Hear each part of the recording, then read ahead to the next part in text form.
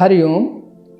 आज मैं पंडित सुनील पांडे इस बात पे चर्चा करूंगा कि जीवन में समस्याएं, बाधाएं, कठिनाइयों का कारण कहीं पितृदोष तो नहीं है।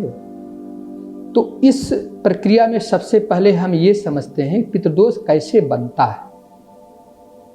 तो देखिए, ऐसे तो पितृदोष बहुत प्रकार से बनता है। राहु शनि की युति से भी बनता है और भी कई प्रकार से बनता है, लेकिन जो मुख्यतः जो पितृदोष है वो सूर्य, चंद्रमा और गुरु से बनता है। जैसे सूर्य पिता है, चंद्रमा माता है और गुरु भी पिता के समान होता है। अतः इन्हीं तीन से पितृदोष जो है ज़्यादा बनता है। अब इसमें भी अगर हम देखें कि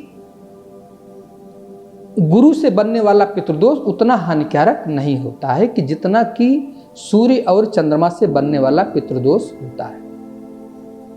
अब जब सूर्य चंद्रमा की राहु केतु से युति हो जाती है, वो भी युति 18.5 अंश के भीतर होती है, तभी पितृदोष जो है बनता है। अब पितृदोष तो बन गया, लेकिन ऐसा तो है नहीं कि हर व्यक्ति को एक समान पीड़ा जो है पहुंचाएगा।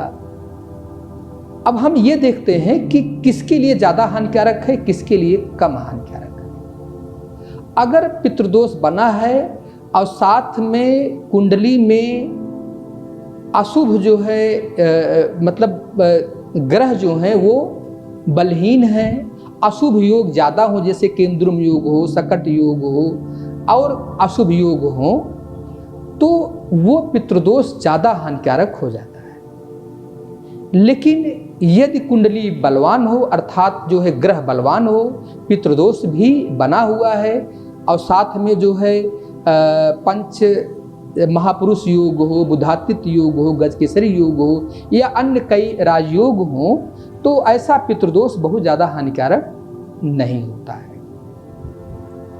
अब हम ये देखते हैं कि ये क्यों बनता है, क्यों होता है। देखिए, पितृ का मतलब जैसे पितर से है, अपने माता पिता, अपने परिवार से है। तो जब हम अपने माँ बाप की सेवा नहीं करते हैं, पत्नी बच्चों का ध्यान नहीं रखते हैं, अपने कर्तव्यों का पालन नहीं करते हैं, किसी को पीड़ा या तकलीफ पहुँचाते हैं, तो धीरे धीरे यही चीज़ें जो हैं अगले जन्म में पितृदोष का कारण बन जाता है।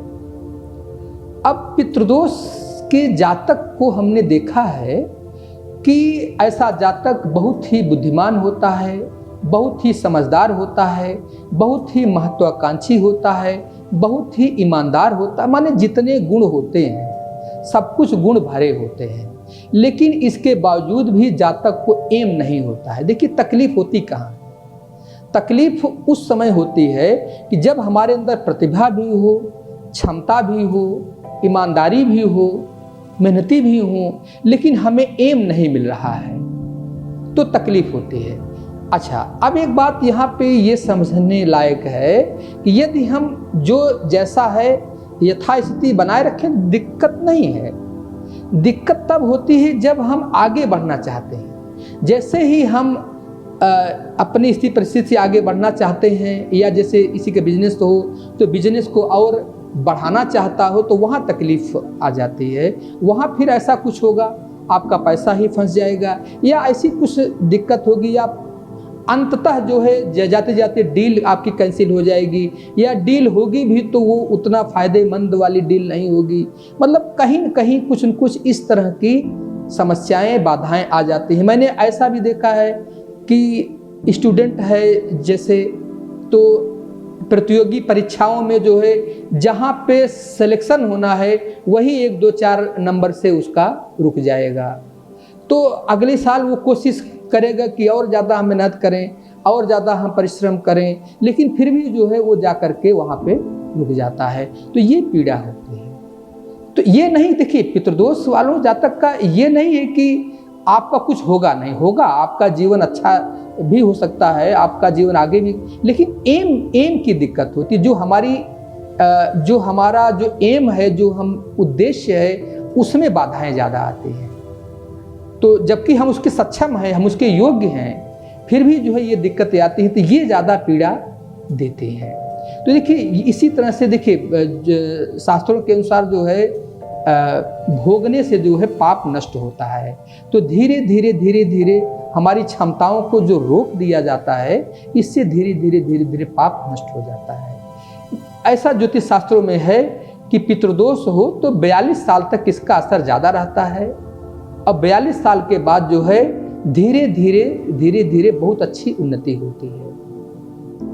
मेरा एक अनुभव ये भी है कि यदि जातक जो है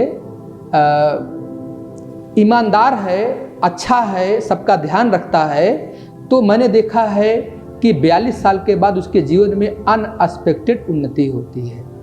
तो ये नहीं कि पितृदोष बहुत ज़्यादा अशुभ है, लेकिन वो देखना होगा कि ग्रह कुंडली में कैसे हैं। अगर ग्रह वीक हैं, अशुभ राजयोग बन रहे हैं तो बहुत ज़्यादा हानिकारक हो जाएगा, और अच्छे हैं तो उतना शायद मालूम भी न पड़े। अब बहुत बार हमने ये भी देखा है कि पितृदोषों की वजह से अपने घर परिवार में ही भावनात्मक कष्ट मिलने लगते हैं, अपने पति पत्नी या बहुत बार माता पिता से भी भावनात्मक पीड़ाएं जो है मिलने लगती हैं। तो वो चीज़, जबकि आपकी कोई गलती भी नहीं है, आपका कोई वो चीज़ भी नहीं है, लेकिन फिर भी ये मिलने लगता है। जैसा कि हम जानते हैं कि ज्योतिष कर्मफल सिद्धांत पर आधारित है, तो वो चीज़ें मिलती हैं। तो कहने का मतलब ये है कि अब पितृदोष अगर है तो इसको हम कैसे दूर कर सकते हैं, कैसे हम और अपने एम की प्राप्ति हम कर सकते हैं, इसके लिए हम थोड़े से उपाय आपको हम बता रहे हैं। इसमें जिसकी वजह से पितृदोष बना है, पितृदोष बना कैसे है? अपने दायित्वों का पालन न करने से बना है। अतः अपने दायित्वों का पालन करें, अपने घर परिवार की सेवा करें, जहाँ भी जॉब करें, जहाँ भी काम करें, ईमानदारी से काम करें। ये ना आप देखें कि हमें क्या वेतन मिल रहा है, क्या उस पर ना जाइए। आप अपने काम को ईमानदारी से करें, और अगर किसी से भावनात्मक पीड़ा मिल रही है, घर परिवार में भी मिल रही है, तो उसको जो है क्षमा का भाव रखें। धीरे धीरे जैसे जैसे इसका पितृदोष का असर घटेगा और रिश्ते सब ठीक होते चले जाएंगे। ये करें। दूसरा जो है, गायत्री मंत्र का मानसिक रूप से यथासंभव जप करें, और प्रतिदिन जो है गाय, कुत्ता, पक्षी, चींटी को अन्न का दान करें। हर महीने में शिववास के दिन एक रुद्राभिषेक रखें। तो ये जो है पितृदोष के बारे में हमने आपको बताया, लेकिन इसमें बहुत सी बातें हैं कि अब वो जन्म पत्री के ऊपर है कि किसको कैसे कैसे क्या होता है, वो जन्म पत्री के ऊपर है। लेकिन हाँ, ये चीज़ मैंने सब में जो हमने देखा है कि एम जल्दी नहीं मिलता है। एम मिलता है तो 42 साल के बाद। इसलिए जो है ईमानदारी से अपने काम को करें और दान पुण्य सत्कर्म करते रहें। 42 साल के बाद बहुत अधिक उन्नति हो सकती है। बहुत बार तो हमने ये भी देखा है कि अनएक्सपेक्टेड भी उन्नति होती है। जो आदमी जो है सबका, अगर उसके ऊपर बड़ों का आशीर्वाद है और वो सब है, तो बहुत ज़्यादा उन्नति भी देखी गई है। तो देखिए, ज्योतिष का उद्देश्य रेमेडियल है।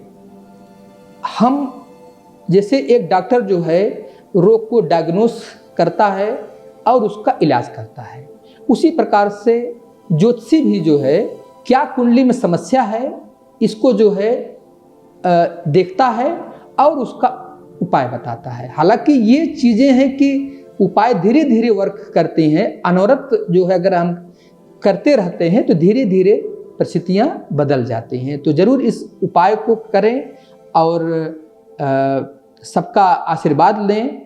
और अगर ये वीडियो आपको अच्छा लगा हो तो प्लीज़ इसे लाइक करें, शेयर करें, सब्सक्राइब करें। धन्यवाद, नमस्कार।